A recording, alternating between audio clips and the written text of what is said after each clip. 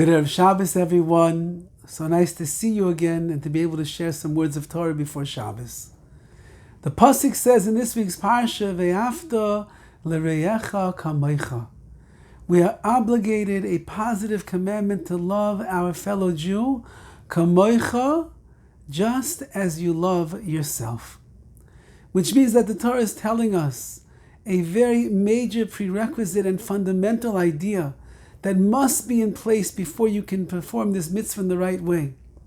And that is, you must be a kamocha, you must be someone that is in love with yourself, who appreciates yourself, who sees the goodness and the blessings and the redeeming qualities in yourself. Because one of the main reasons that we don't love our fellow Jews the way that we should love ourselves is because we are jealous of them. We see their positive traits. We see their accomplishments. We see their wealth. We see their possessions. We see their family. We see all the good things that they do for the community. And we look at ourselves and we ask, what did I accomplish? What have I done?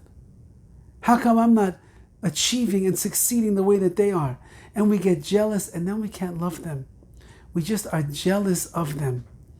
However, once that a person is a kamocha, they love themselves because I recognize and I see the redeeming qualities inside of me.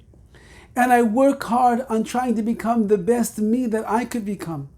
And I push myself, sometimes beyond my limits, to expand my horizons in ruchnius and spirituality, in the tikkun amidos and correcting my character traits, in how I'm going to be the best husband, the best wife, the best child, the best brother, the best sister, the best employee, employer.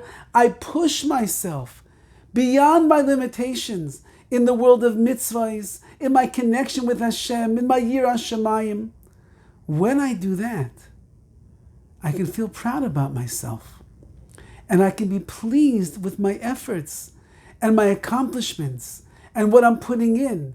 And then I'm a kamocha, since that I love myself. I'm not jealous of you anymore. I'm not looking to try and become like you. Rather, just as I am satisfied with myself, I'm happy for you that you are you, and I will love you as well.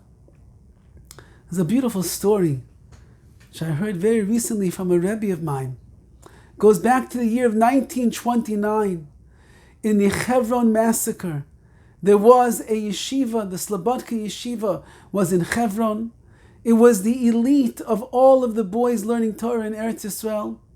And the Arabs came in one day and they made a massacre, Nachman al-Itzlan, and they killed so many nefashos, so many innocent souls. And many of the boys from the yeshiva that were there at the time, who were living in worlds of kedusha, of holiness and of sanctity, with such perfection of who they were slaughtered so cruelly by these Arabs. One of the young men who survived was a boy by the name of Nachman. And Nachman, after the entire massacre was over, he looked around and he found out that 2 or 3 of his best friends from yeshiva had been killed in that fateful day. And he was so tzabrachin, he was so broken. It bothered him so much. And the question that was gnawing at him was, how could it be that these great tzaddikim, his friends, they were taken? And why did Hashem decide to leave him alive? And the question bothered him to no end. Until he came to the great mashgiach, Rabbi Leib Chasman. And Rabbi Leib said, what's the problem? Why are you so tzabrachin? Why are you so down? And he told them, Rebbe, I don't understand, why did HaKadosh Baruch Hu decide to leave me alive? And he took the lives of my friends, such righteous young people. So the Mashgiach thought, and he said, you know what, Nachman? I want you to go and spend the next 3 days and think to yourself, what is the redeeming quality that you have, that it must be for that reason Hashem left you alive? Come back to me in 3 days and let me know the answer. When Nachman heard these words, And he started thinking. Not only did it not make him feel better about himself, that he must be such a tzaddik that Hashem had to leave him alive, it made him feel worse. Because he said to himself, am I better than my friends? I know the greatness in midos and character. I know the greatness in Yiras Shamayim. I know the greatness in serving Hashem bi'ava with love, and the way they treated every single Jew with honor. What would I find in myself that I'm worthy of living? And after 2 days, he was ice mensch. He was destroyed. He felt so guilty and so bad. And the mashgiach saw his face. And he called him back in before it was 3 days already. And he said, Nachman, what did you come up with? What's the answer? What is your redeeming quality? Why Hashem would leave you alive?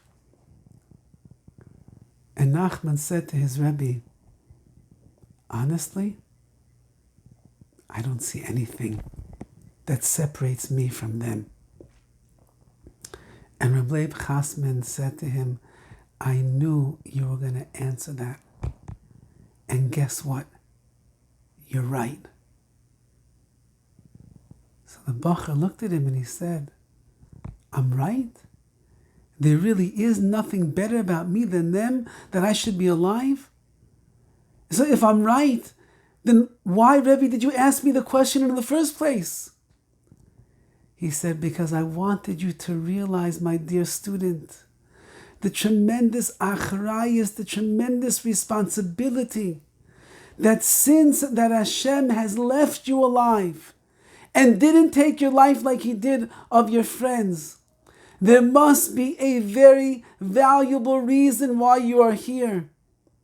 And that is to find your inner greatness, to find your inner strength, to utilize your koichos, your energies for good, and to leave your mark on this world that only you could. And that's why you are here. And don't forget that.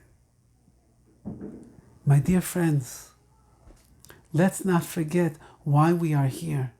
We must love our fellow Jews, yes.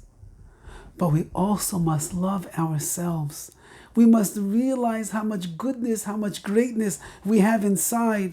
And these weeks and even months already of coronavirus have taught us we have plenty of time to meditate, plenty of time to be alone with ourselves, to think, what could I do? Who could I become? What do I have inside of me?